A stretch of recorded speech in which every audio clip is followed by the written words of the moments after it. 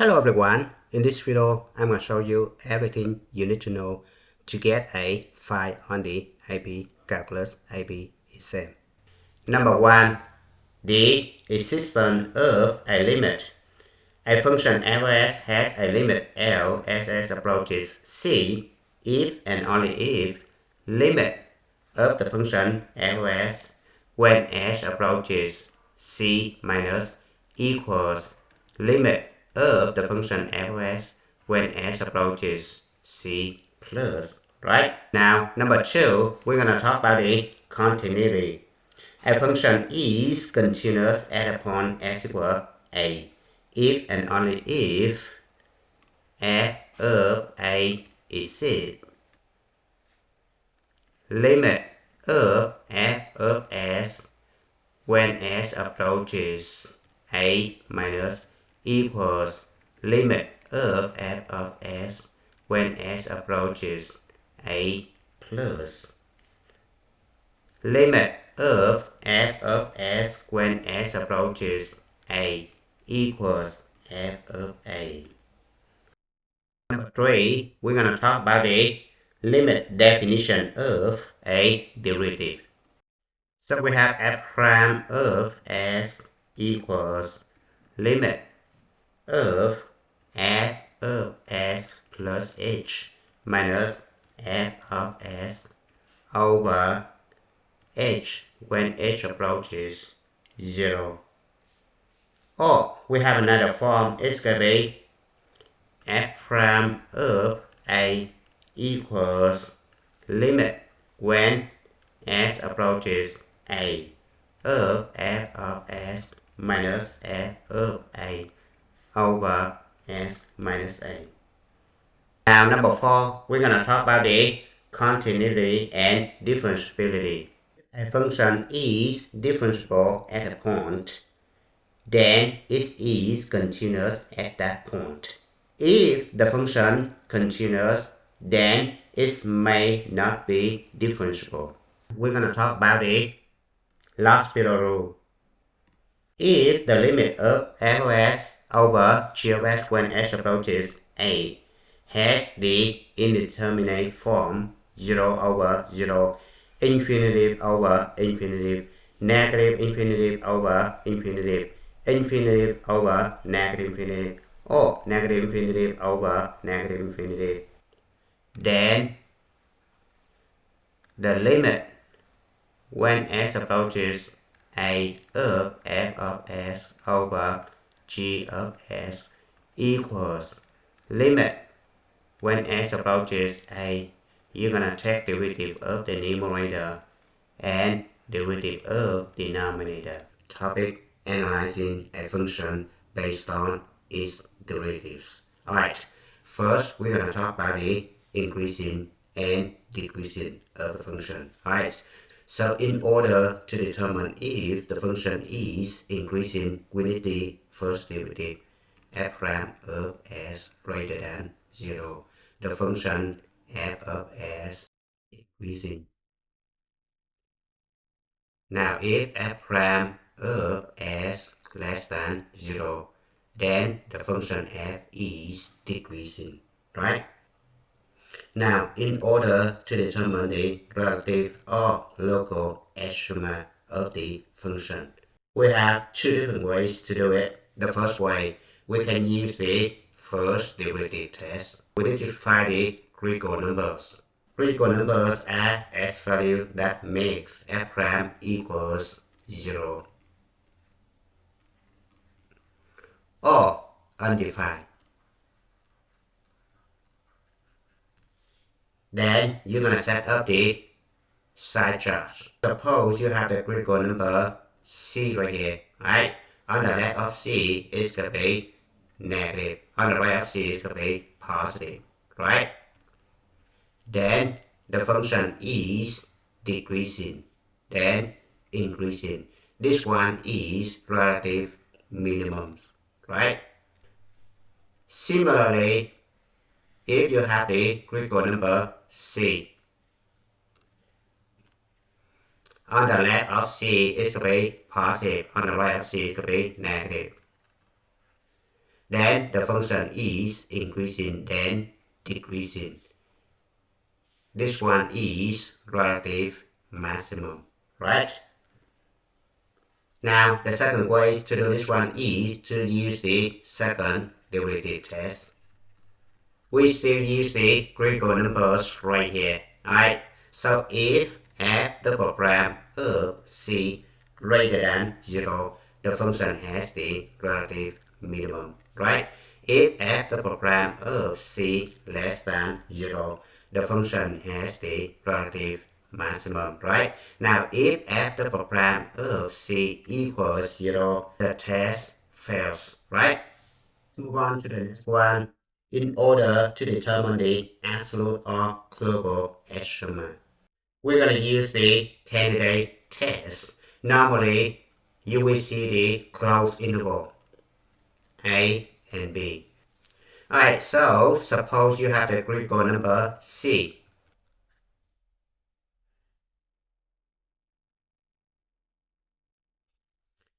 Now, what you need to do is to find f of c, f of d, f of a. Don't forget to include the endpoints right here. And f of b.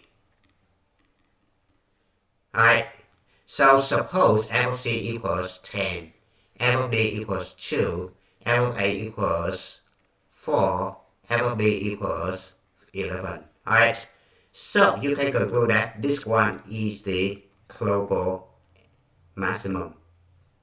The smallest one is the global minimum, right? So the global minimum right here. Now, in order to determine the concavity of the function, we're going to use the second derivative, right? So, if f the program of s greater than 0, right? Or f prime of s is increasing, right? Then the function f of s is concave up, right? It's going to be like this. Or sometimes we're going to cut this one in half, so it can be something like this guy. Or like this, right? Now, similarly, if f the program of s less than 0, or f prime of s is decreasing, right? Then f of s is concave down. It's going to be like this. Or if you cut this one in half, it's going to be something like this. Right? It's still concave down. Right?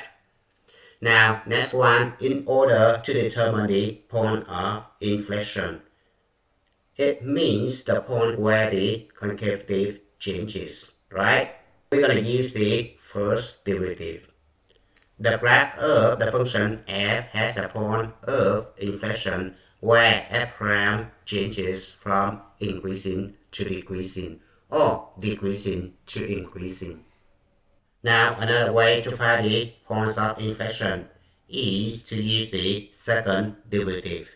Alright, so the first thing you need to do is to solve the function f the program of s equals 0. Alright, so suppose I have s equals c.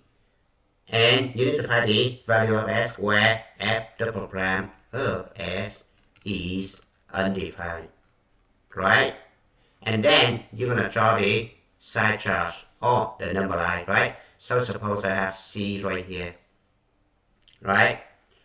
And on the left of this one is to be negative infinity, this one is positive infinity, right? And suppose this interval has the negative side, this interval has the positive side, right? Now, within this interval, the function f the program of s is negative, right? Which means the function is concave down, right? And this one is to be concave up, right? So this point is the point of inflection, right? So if you graph it, it could be something like this. Alright, so the point of inflection is right here. Now, similarly, suppose you have the side charts as follow. C right here.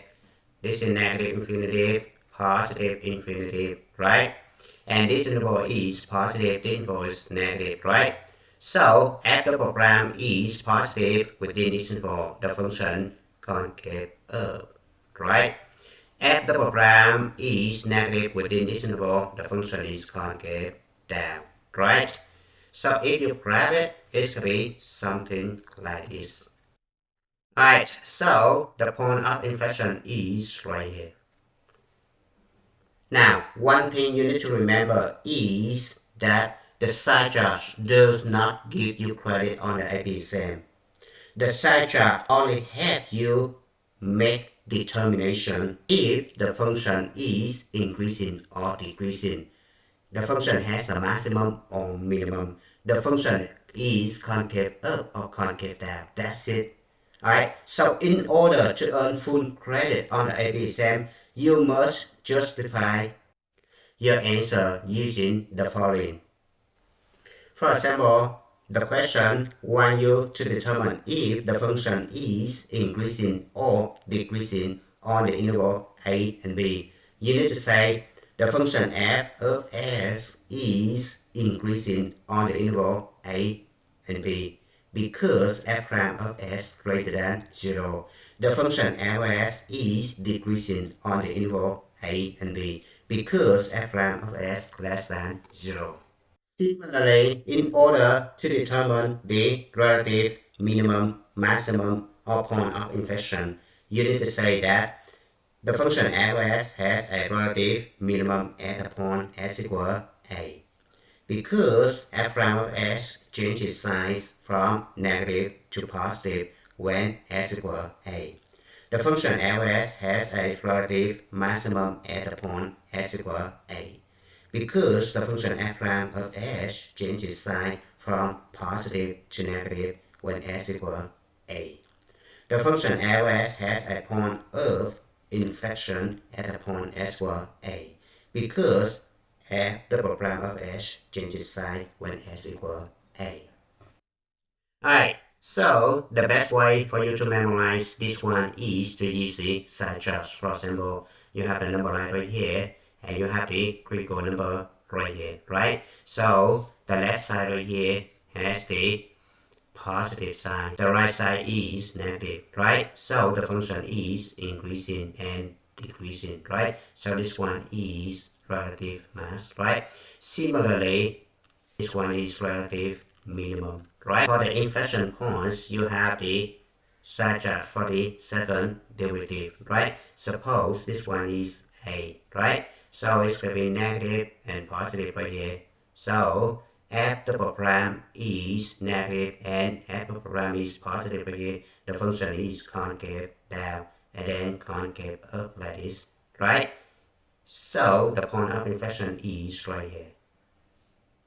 Or if you see something like this, the function is concave up, then concave down like this, alright? Then the point of inflection is right here. Let's review some basic formulas and general derivatives. Alright, so we have derivative of a constant equals 0, right?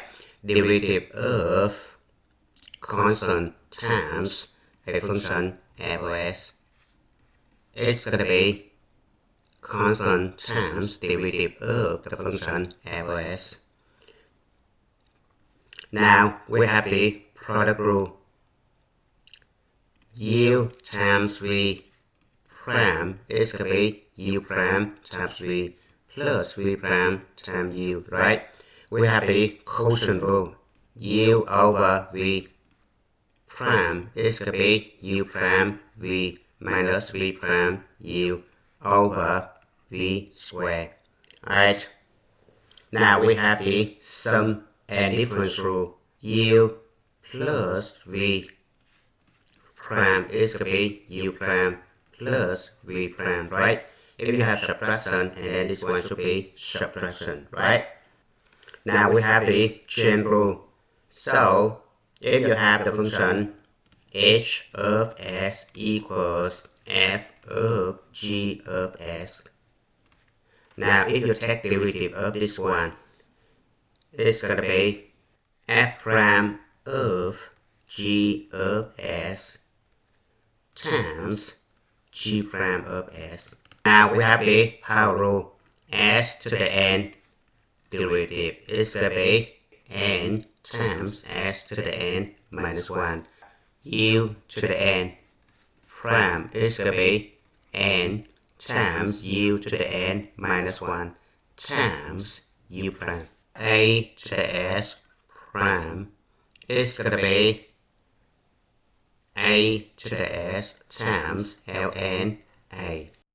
Now you have a to the u prime is going to be a to the u ln a times u prime.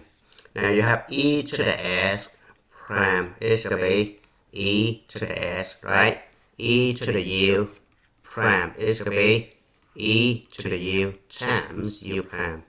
Log base a of s prime is going to be 1 over s times ln a. Now log base a of u prime is going to be u prime over u ln a. ln s prime is going to be 1 over s. You have ln u prime is going to be u prime over u. You have sine s prime is going to be cosine s, right? You have sine u prime is going to be u prime times cosine u. Cosine s prime is going to be negative sine s. Cosine u prime is going to be negative u prime times sine u. Tangent s prime is going to be secant square of s. Tangent u prime is going to be u prime secant square of u. Cotangent s prime is going to be negative cosecant square of s. Cotangent of u prime is going to be negative u prime cosecant square of u. Secant s prime is going to be secant s times tangent s.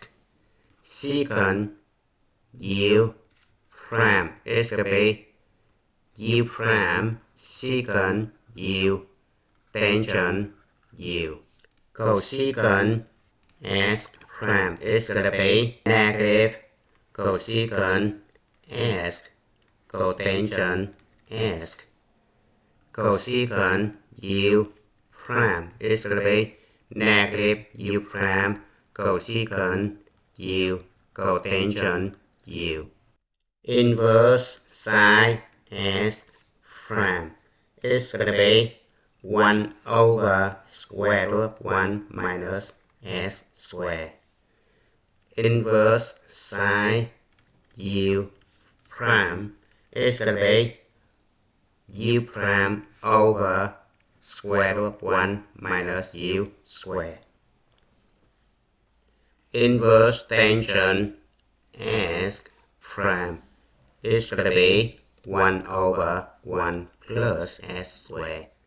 Inverse tangent u prime is going to be u prime over 1 plus u square.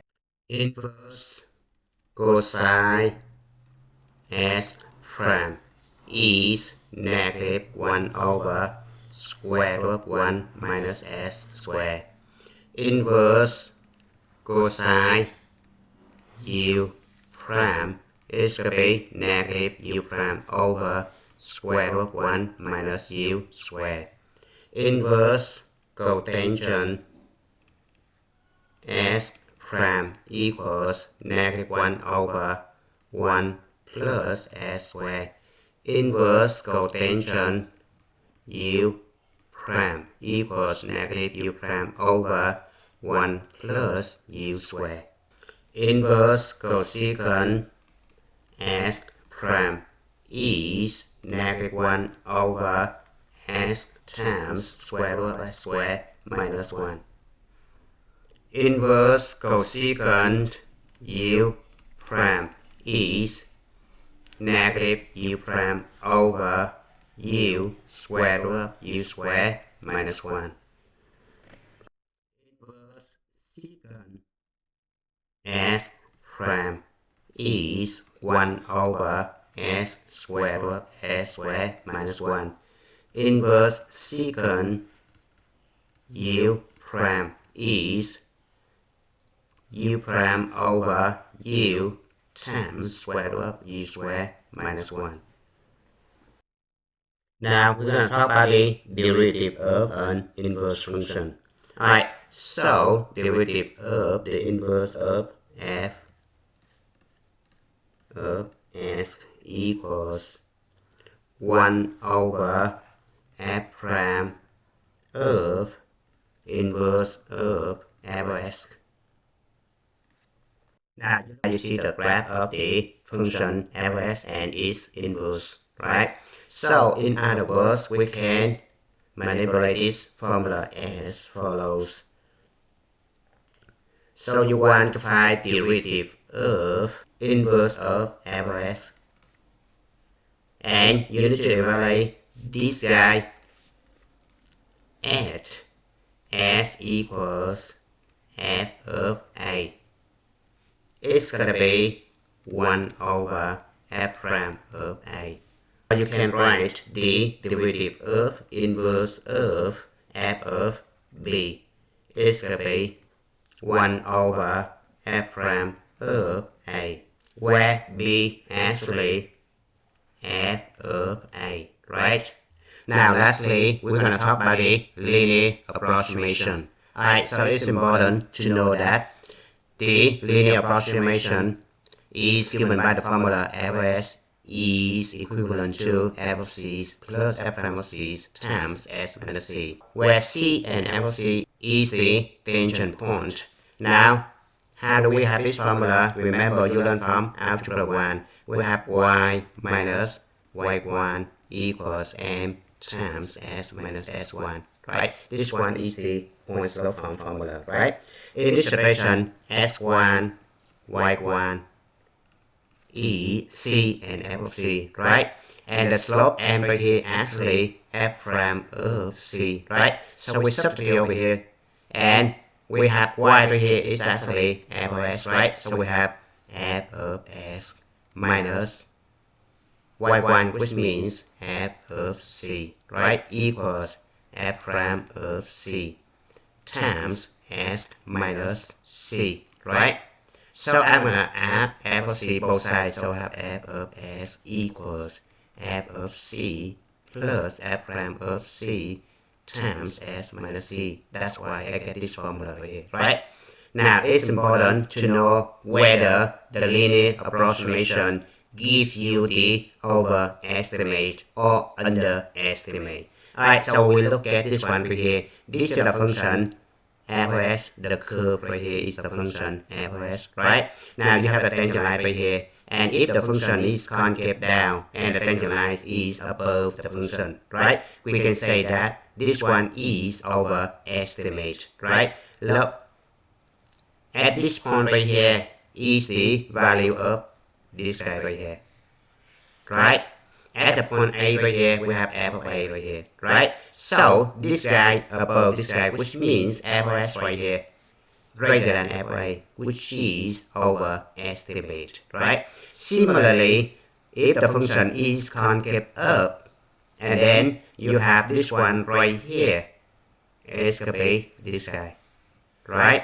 And the value of this guy right here actually f of a, right? F of a is bigger than this one, right? So we can say that the linear approximation gives you the underestimate. Three big theorems: IVT, EVT, and MVT. Alright, IVT stands for Intermediate Value Theorem. MVT stands for Mean Value Theorem. And EVT stands for Extreme Value Theorem.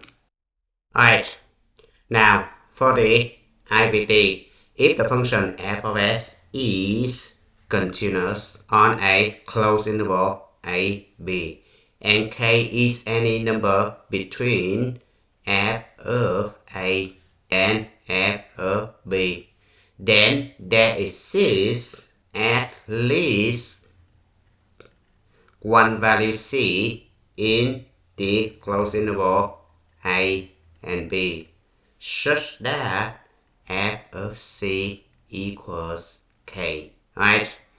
So let's get the figure. Here's the symbol of the graph f(s), and this function is continuous on the closed interval a and b right here. So you have f of a and f of b right here. Now if a value of k is between f of a and f of b, so suppose k is right here. So you have at least one value of k such that f of c equal k, right? So it could be right here.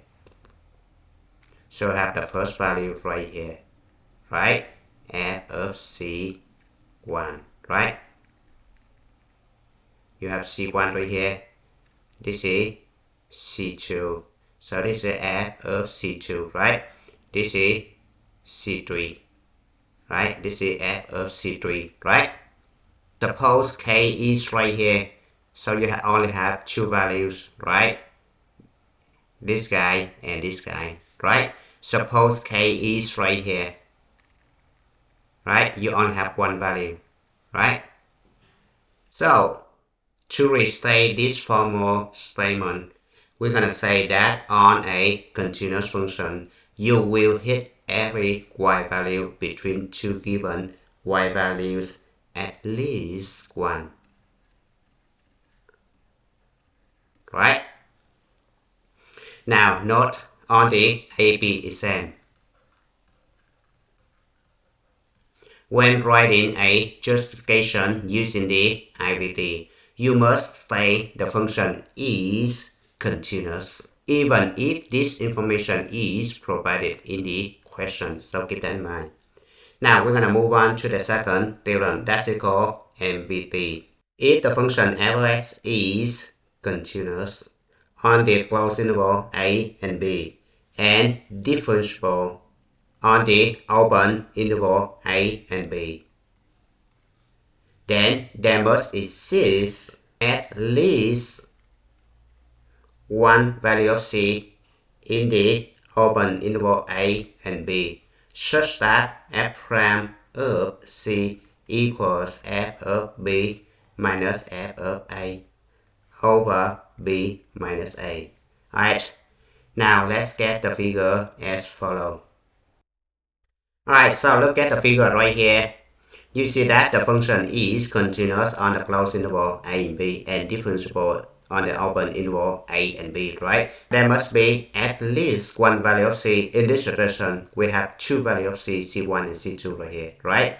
Such that f prime of c is equals f of b minus f of a over b minus a. Remember, the line right here is the secant line, right? So this one is the average rate of change of the function f(s) right here, right? And f prime of c actually the slope of the tangent line of the function right here. So if f prime of c equals this one, actually two lines right here parallels, right? Similarly, this guy and this guy parallel, right? So you have two values of c right here. Now we're gonna restate the theorem. If conditions are met, very important, there is at least one point where the slope of the tangent line equals the slope of the secant line, right? So on the AP exam, when writing a justification using the mean value theorem, you must say the function is differentiable.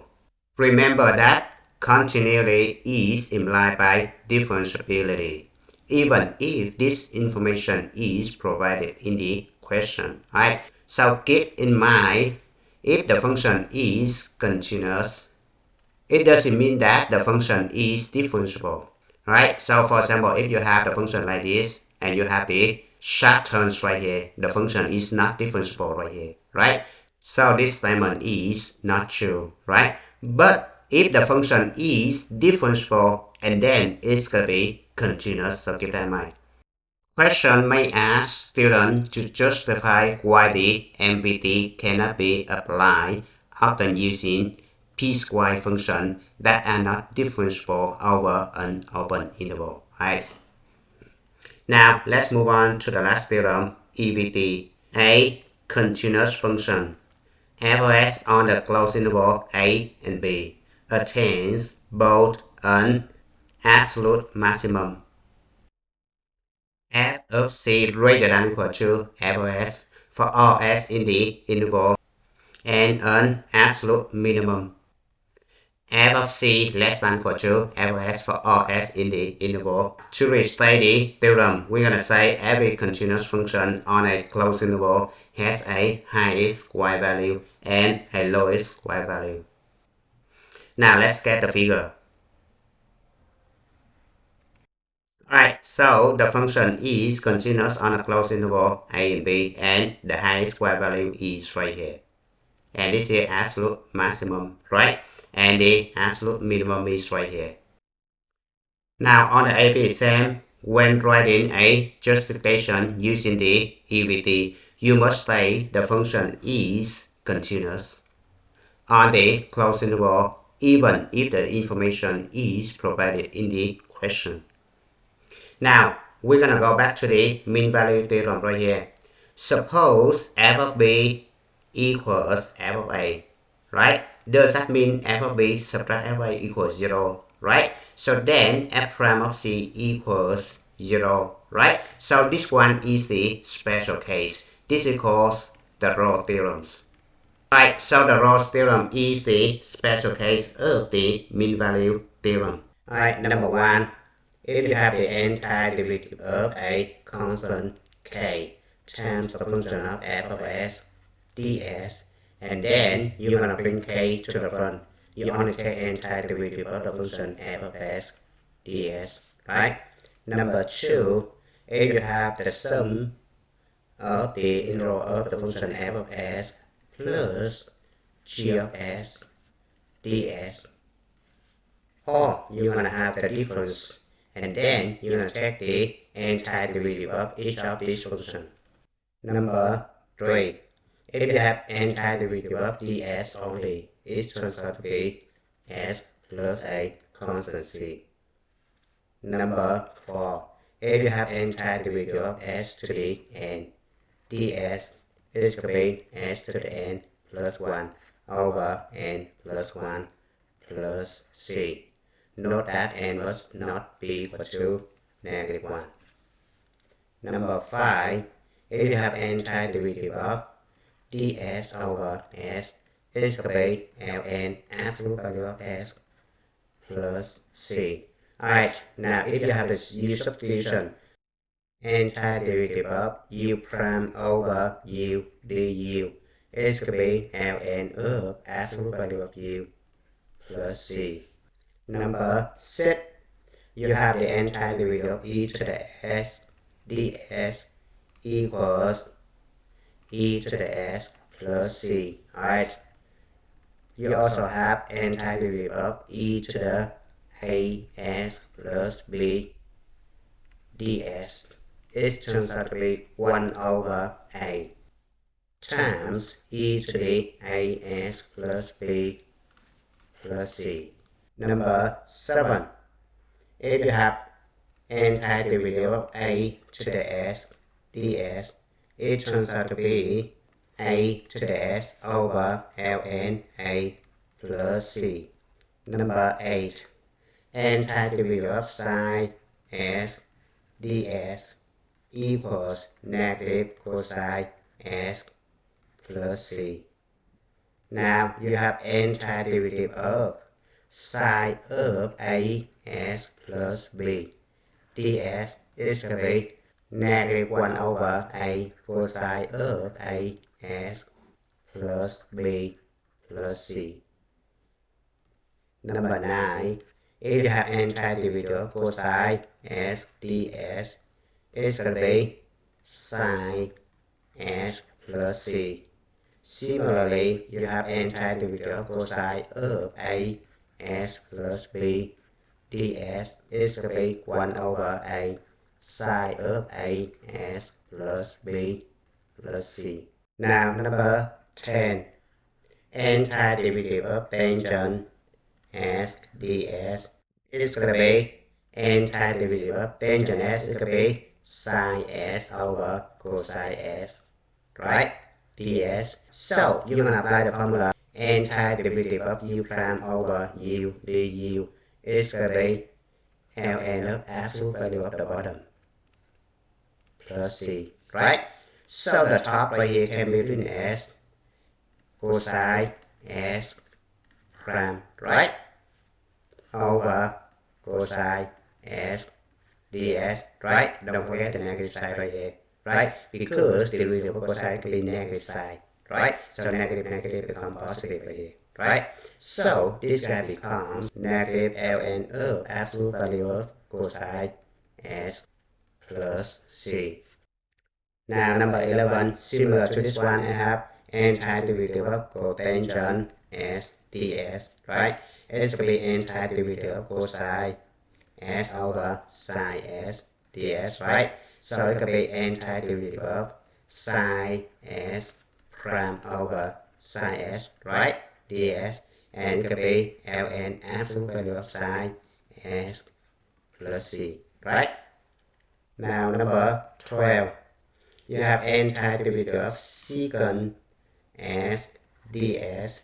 It could be ln absolute value of secant s plus tangent s plus c. Number 13. Antiderivative of cosecant s ds equals negative ln absolute value of cosecant s plus cotangent s plus c. Number 14. Antiderivative of secant square s ds equals tangent s plus c. Number 15. Antiderivative of cosecant square s ds equals negative cotangent s plus c. Number 16. Antiderivative of secant s tangent s ds equals secant s plus c. Number 17. Antiderivative of cosecant s cotangent s ds equals negative cosecant s plus c. Now number 18. If you have antiderivative of ds over square root of 1 minus s squared, it's going to be sine s plus c, right? If you have antiderivative of du over square root of a squared minus u squared, it's going to be sine u over a plus c. Number 19. If you have antiderivative of ds over 1 plus s squared, it's going to be tangent s plus c. If you have antiderivative of du over a squared plus u squared equals 1 over a tangent of u over a plus c. Number 20. If you have antiderivative of ds over s square root of s squared minus 1, it's going to be secant absolute value of s plus c. Now if you have antiderivative of du over u square root of u squared minus a squared, it's going to be 1 over a secant absolute value of u over a plus c. Now you have the fundamental theorem of calculus. Alright, so if you have the integral from a to b of f of s ds is going to be f of b minus f of a, where f right here is the antiderivative of this one. Alright, so keep that in mind. If you have the integral from a to b of f prime of s ds is going to be f of b minus f of a. So from this formula, we can conclude that f of b is the final amount. It's going to be initial amount f of a, because you're going to add f of a both sides, right? Plus integral from a to b of f prime of s ds. Now you have the fundamental theorem of calculus in context. You have the current amount equals initial amount plus the integral from time 1 to time 2 of rate in subtract rate out dt. Now you have the average value of the function f of x on the closed interval a and b. It's going to be given by the formula the average value equals 1 over b minus a times the integral from a to b of f of s ds, or you can write the integral from a to b of f of s ds divided by b minus a. Alright, now when you see initial position or velocity or acceleration of the particles, it means at time t equals 0. Alright, normally we're going to see s of 0, v of 0, or a of 0. Now, if the particle is at position s equals s1 at times t equals t1, and then we're going to write s of t1 equals s1. Now, if the particle is at rest, it means velocity equals 0. If the particle is moving to the right, it means velocity is positive. If the particle is moving to the left, the velocity less than 0. The average velocity of the particle on the interval a, b equals 1 over b minus a, the integral from a to b of v of t dt. Alright, and then we're going to apply the fundamental theorem of calculus. It could be 1 over b minus a s of t, because antiderivative of v of t is going to be s of t evaluated from a to b, right? And it's going to be s of b minus s of a over b minus a, right? Instantaneous velocity of the particle at time t equals t1. We're going to take the first derivative of the position function, right? Acceleration of the particle at time t equals t1. We're going to take the second derivative of the position, or the first derivative of the velocity, right? If the velocity of the particle is increasing, it means the acceleration greater than 0, or the first derivative of the velocity greater than 0, right? If the velocity of the particle is decreasing, the first derivative of the velocity or acceleration less than 0. The speed of the particle, the absolute value of the velocity is absolute value of v of t. The speed of the particle is increasing, or the particle is speeding up. It means the velocity and the acceleration have the same sign, right? Which is v of t and a of t, they both greater than 0, or they both less than 0, right? So in general, you just write v of t times a of t greater than 0, right? It tells us that velocity and acceleration have the same sign. Now, the speed of the particle is decreasing or the particle is slowing down if the velocity and acceleration have the opposite sign. In other words, VLT times LT is less than 0. So you need to know the difference between the velocity of the particle is increasing and the speed of the particle is increasing. They are completely different, right? The total distance traveled by the particle over the time interval a, b is to be interval from a to b of absolute value of VT dt. Displacement of the particle or net distance traveled by the particle over the time interval a, b is to be interval from a to b of VT dt.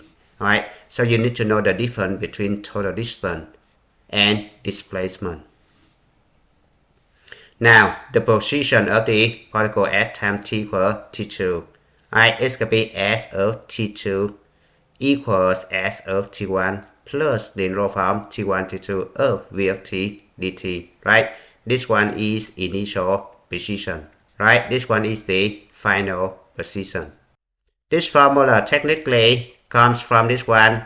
When you take the interval from t1 to t2 of vt dt, right? It's actually s of t, right?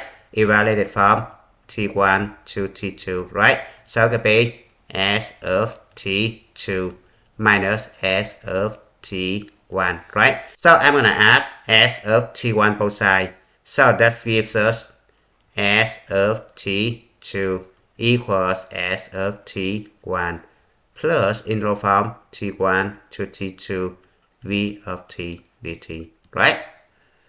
Now, the particle changes direction. This occurs where the velocity of the particle changes from positive to negative or from negative to positive. The particle is farthest to the left or to the right. It means you need to find the minimum or maximum values of s of t over an interval. Find the value of t squared s prime of t equals v of t equals 0. And then you need to find the critical numbers as consider the position of the particle at the critical points. And if the interval is closed, you need to evaluate the value of the function at the endpoints, right? So technically, if you see the closed interval, you need to use the candidate test. Alright, we're gonna talk about the left and right remason. Alright, so here's the way to justify for over and under approximation to earn full credit on the AP exam. Now, if the function fs is increasing, in other words, f prime of s greater than 0, the left remason under approximates the error because fs is increasing. The right remason over approximates the error because fs is increasing. Now, if the function fs is decreasing, in other words, f prime of s less than 0, the left remason over approximates the error because fs is decreasing. The right remason under approximates the error because fs is decreasing. Alright, now this one is the mistake you need to get rid of. You cannot say the left remason is under approximation because the rectangles are all underneath or below the graph. Saying that the rectangles are below the function is not acceptable mathematical reasoning. It merely restates that this is an under approximation but does not explain why. Now, when it comes to trapezoidal approximations, we need to explain like this. The function fs is concave up or f the program of s greater than 0. The trapezoidal sum over approximates the error because f the program of s greater than 0, right? If the function fs is concave down or f the program of s less than 0, the trapezoidal sum under approximates the error because f the prime of s less than 0. Fundamental theorem of calculus called FTC. It's going to be integral from a to b of f of s ds equals capital F of b minus capital F of a, where capital F is the antiderivative of f of s, right? Now, the fundamental theorem of calculus can be written in various ways. You can write the integral from a to b of f prime of s ds equals f of b minus f of a. Then f of b equals f of a plus integral from a to b of f prime of s ds, right? Or f of a equals f of b minus integral from a to b of f prime of s ds. Now the integral from a to b of f double prime of s ds equals f prime of b minus f prime of a. Now the average values of a function over a particular interval a and b is given by the formula 1 over b minus a, the integral from a to b of f of s ds, right? But this guy right here equals this guy, right? So we can replace this guy with this guy, right? So we have f of b minus f of a over b minus a, right?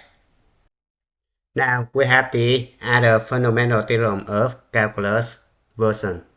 Alright, if we take derivative with respect to s of the integral from a to s of f of t dt, right? So basically you just print s over here, right? So it's going to be f of s. If you take derivative with respect to s of the integral from a to g of s of f of t dt, then you're going to print this one over here. It's going to be f of g of s. Then don't forget to multiply by g prime of s, right? Now if you take derivative with respect to s of the integral from g of s to a of f of t dt, it's going to be derivative with respect to s of negative the integral from a to g of s of f of t dt, right? So it could be negative f of g of s times g prime of s. Now if you take derivative with respect to s of the integral from g of s to h of s f of t dt, it's going to be f of h of s times h prime of s subtract f of g of s times g prime of s. Now we have the fundamental theorem of calculus in context. So we have the amount equals the integral from beginning time to ending time of rate dt.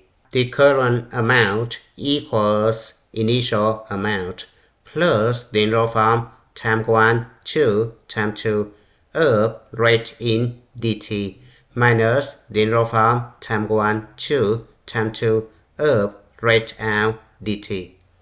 First, we're going to talk about the error between two curves. When ds slides in, then we have this formula,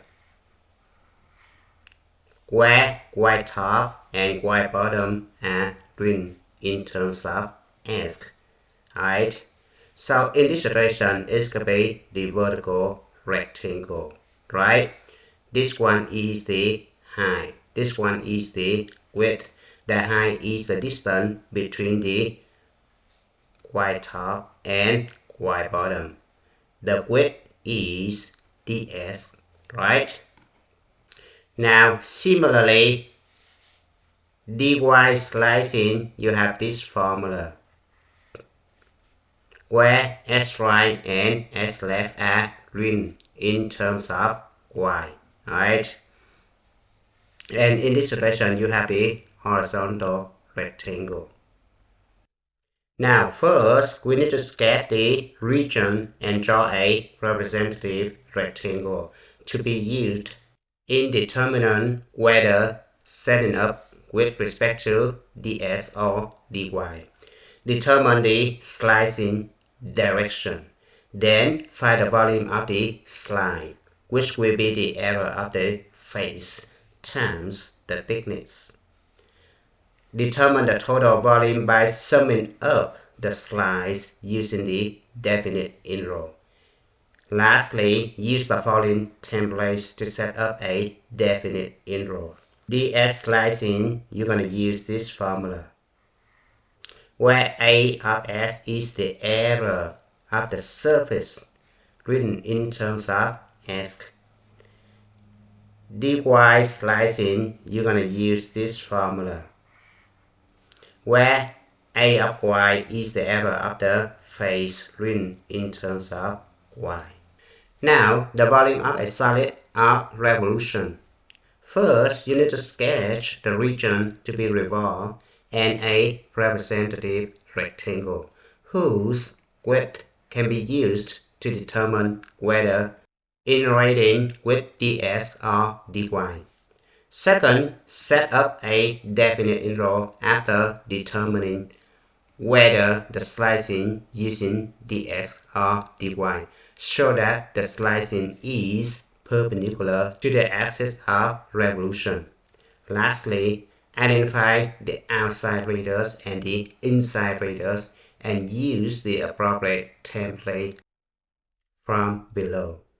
Now, this method, ds slicing v equals pi times the interval from left s to right s radius squared ds. Now, dy slicing, we're going to use this formula. Now, next one, the washer method. You're going to use this formula if ds slicing, and this formula if dy slicing. Thank you for watching. I hope you enjoyed the video. Remember that if you failing to prepare, you're preparing to fail.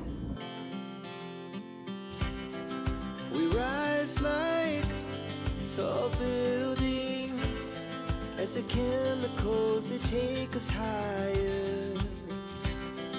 The night's young and it's just begun as she puts her hand in mine.